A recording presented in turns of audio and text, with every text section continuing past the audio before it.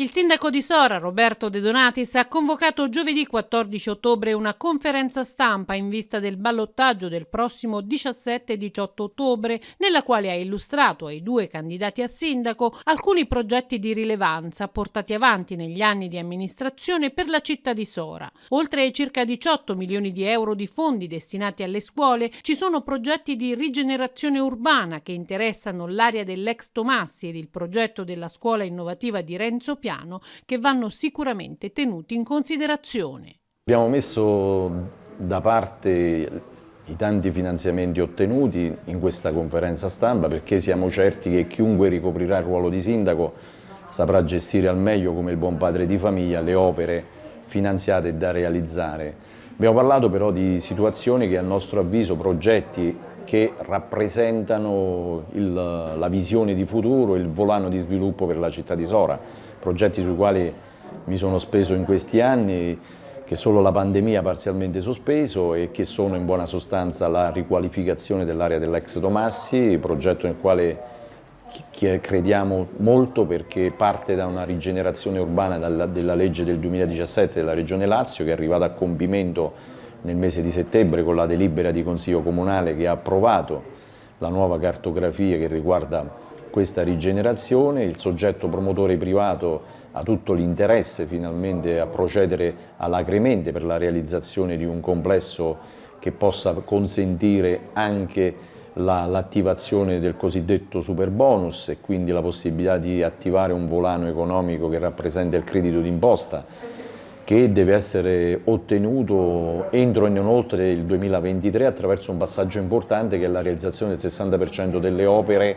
nel dicembre del 2022. Dobbiamo tener conto anche una cosa fondamentale, che questo progetto va a sgravare la cubatura esistente perché si demolisce completamente l'ala in cemento armato, il rudere, chiamiamolo così, in cemento armato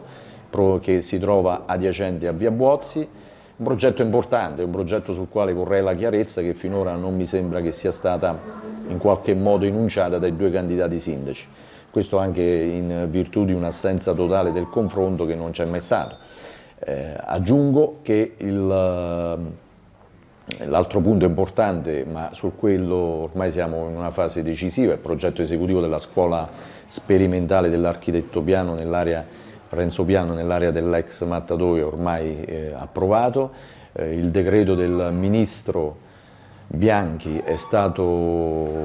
sottoscritto e sta compiendo il suo giro istituzionale presso i vari organi, in modo particolare la Corte dei Conti. A giorni sarà definitivamente licenziato, c'è il progetto esecutivo, ci sono i fondi, non credo su quello ci sia da parte dei due candidati il minimo dubbio di andare avanti nel modo più spedito possibile per la realizzazione della scuola sperimentale.